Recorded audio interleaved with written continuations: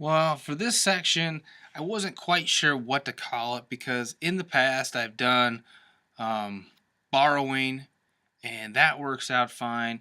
But it seems like when I do the borrowing method for what I'm about to show you, that 3/4 of the kids really get it, and then the other fourth really don't understand it completely. So I'm going to do something a little bit different here.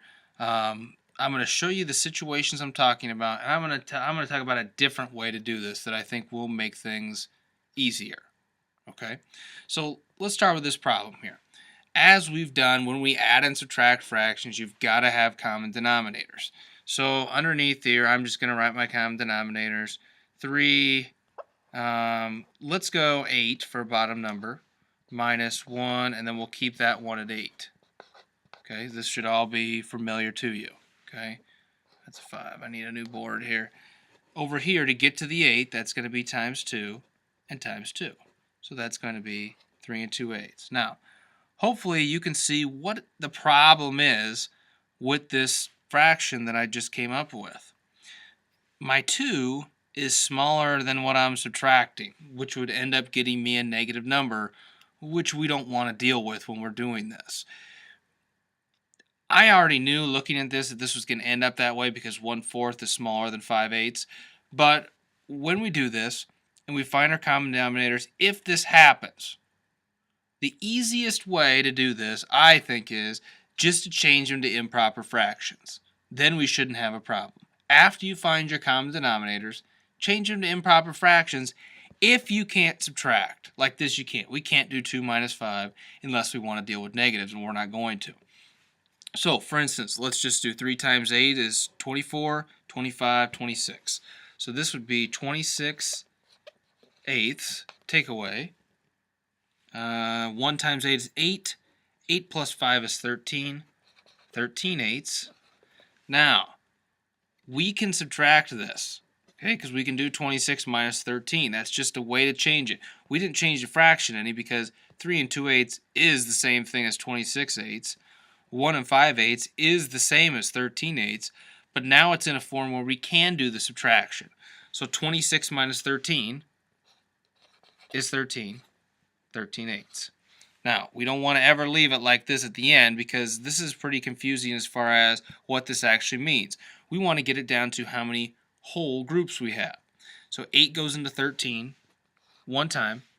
There would be 5 left over. 1 5/8 is going to be our answer to this question. All right. 7 2/5 minus 2 6/15. We're going to find common denominators first and then see if we have to change them to improper fractions. Okay. The only reason we would change them to improper fractions, like I showed you in that last example, is if we can't subtract the two top numbers, and we'll find out in a minute here. If I do this, I would say that we want our common denominators to be, I'd go 15. That should be an easy one. And the smaller the better would be good. Okay, so we'll go 15 because I know that 5 goes into 15. Okay, so that would be times 3 and times 3, which would be 6/15.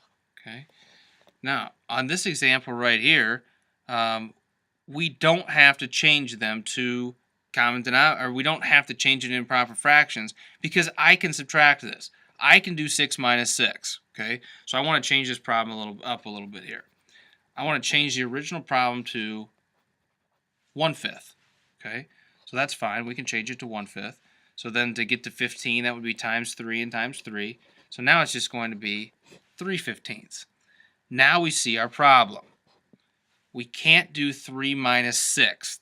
Our first number when we subtract can't be smaller than our second number, or we would go down to the negatives. So if we have this example right here, an easy solution is to change to improper fractions. And if you have to use a calculator, that's not a big deal. I could probably just do this in my head, hopefully. 7 times 15, I think, is going to be 105, plus 3 is 108. So I have 108 15ths. Over here, 2 times 15, 2 times 15 is 30. 30 plus 6 is, of course, 36. So now my problem is not going to be too tough to solve here. Okay, my bottom number is going to stay 15, and I just need to do 108 minus 36. If I go back 30 on this one, it's going to be 98, 88, 78 minus 6 is going to be 72. So that is my answer as an improper fraction. Now I want to change it back to a mixed number, so I need to figure out how many 15s go into 72. 15, 30, 45, 60, 75 is too many, so that was 4. Okay, and 4 made 60, and then from 60 to 72, it would have been 12 left over. Now, this is an answer right here that we should be able to reduce if I divide both of these by 3. My answer would be 4, and 12 divided by 3 is 4. 15 divided by 3 is 5. My answer is 4 4/5. So the only reason that we would have to change these to improper fractions here, the only reason, is if our first number is smaller than our second number. Remember that first example I gave you before I erased this one, it was a 6 here, and 6 minus 6 is 0, that's fine. But this one, 3 minus 6, would give us a negative 3. That's going to be pretty hard to work with when we're dealing with fractions. So if we change them to impropers, it makes it a lot easier. All right, 13 1/3 minus 5 3/4. I need a common denominator to start with. Always for adding and subtracting, we have to have the same bottom number. So this is going to be 13, and then 5, and then we have to have a common denominator. 3 and 4, if I count by 3s and I count by 4s, my bottom number is going to be 12. That would be a good one. Now you could use 24, that would be fine, but the smaller, I say the smaller the better for a common denominator. And this is a subtraction problem. Now I need to do times 4 got us 12, so times 4 would get us 4. Over here to get 12, that would be times 3 and times 3, which is going to get us 9. Okay. Now in this one we have a problem. Okay. We cannot do 4 minus 9 unless we want to work with the negatives, which is this point isn't going to work out for you probably. Okay. So I need to change this into a mixed number or an improper fraction. Okay. 13 times 12. Ooh, 13 times 12. I'm probably going to actually have to do this. I don't know where my calculator's at, so I'm actually going to have to do this. 156, okay, plus the 4 is going to be, let's see, 156 plus the 4 is going to be 160. So this is going to be 160 twelfths. Don't be afraid to do a little work. That's not hard to do. Every one of you can do that. And then over here, 5 times 12 I know is 60. And then 60 plus 9 is, of course, we've got 69 twelfths. Now we just have to do our subtraction problem here, okay? And then 160 minus this would be, let's see, 60 would get us back to 100. Take away 9 more would be 91 twelfths, okay? Now, I want to make sure we turn this back into a mixed number, which everybody can do. If we count by 12s up to 91, we'd have 12, 24, 36, 48, 60, there's 5, 60, and then 12 more would be 72, 84, that's 7. That's as close as we're going to get. 7, okay? And that 7 got us up to 84. So we just need to know how many would be left over. 85, 86, 87, 88, 89, 90, 91. There's 7 left over. So my answer for this one should be 7 7/12. Again, we did everything we would have normally done. Common denominators. Saw what we had down here.